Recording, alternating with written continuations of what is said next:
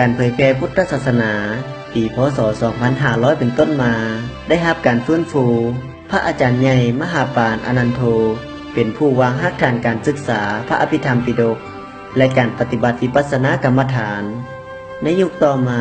พระอาจารย์ใหญ่ปอ.มหาสาลีกันตสีโล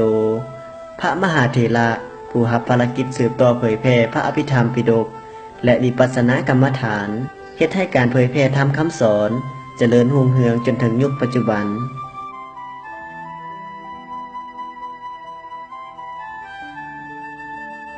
ประชาชนลาวบรรดาเผ่า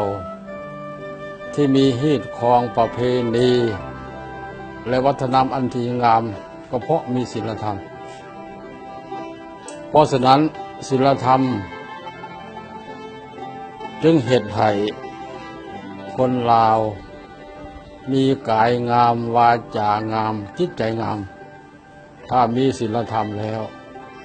ปัญหาทั้งหลายทั้งปวงที่มันเกิดขึ้นในสังคมและประเทศชาติก็จะลดผ่อนลงกรรมธิการเผยแผ่ศีลธรรมและวิปัสสนากรรมฐานทำหน้าที่นำเอาศีลธรรมลงเผยแผ่ให้ประชาชนได้รู้ได้เข้าใจแต่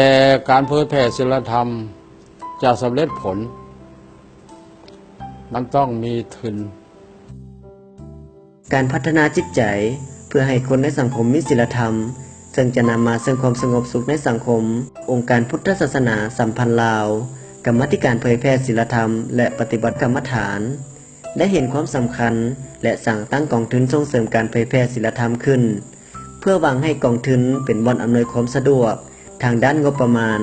ในการจัดกิจกรรมเผยแพร่ศีลธรรมของบรรดาหน่วยงานแผนงานต่าง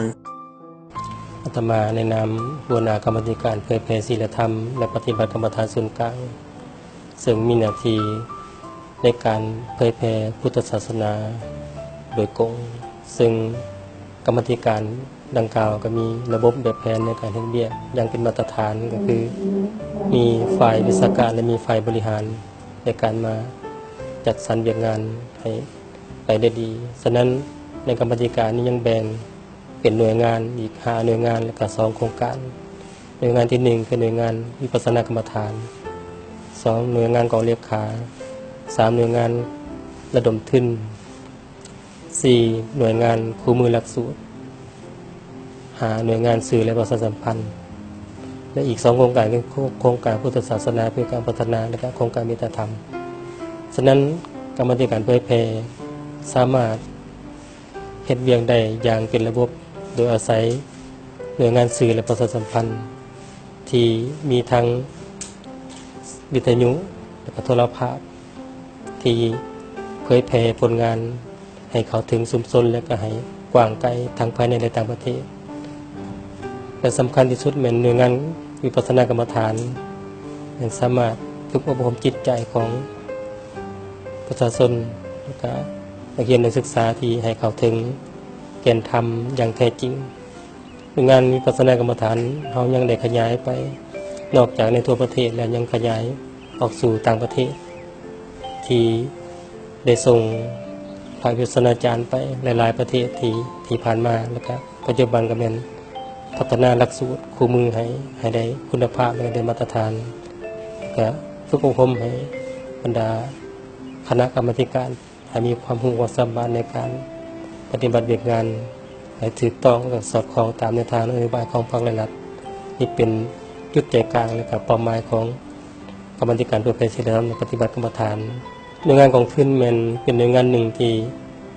เฮ็ดให้เวียกงานทุกๆหน่วยงานเป็นว่าไปได้ดีแม่นอาศัยกองทุนเพราะว่ากองทุนจะเป็นหน่วยงานที่ระดมทั้งวัตถุปัจจัยมาสนับสนุนแต่ละหน่วยงานให้สามารถเฮ็ดงานได้และก็ปฏิบัติงานได้ตามเป้าหมายที่ได้วางออกกองทุนส่งเสริมการเผยแพร่ศีลธรรมดำเนินเวียกงานภายใต้กรรมาธิการเผยแพร่ศีลธรรมและปฏิบัติวิปัสสนากรรมฐานศูนย์กลางสร้างตั้งขึ้นมาเพื่อส่งเสริมเวียกงานการเผยแพร่ในขอบเขตทั่วประเทศเพื่อเป็นการส่งเสริม ให้คนลาวสะพุทธได้สร้างคุณงามความดีได้ศึกษาธรรมวินัยได้รู้ถึงหลักศีลธรรมในการดำเนินชีวิตที่ถูกต้องดีงาม พุทธศาสนิกชนสามารถสมทบทุนได้ที่ห้องการกรรมาธิการเผยแผ่ศีลธรรมและปฏิบัติกรรมฐานศูนย์กลางหรือสามารถโอนเข้าบัญชีโดยกงได้ที่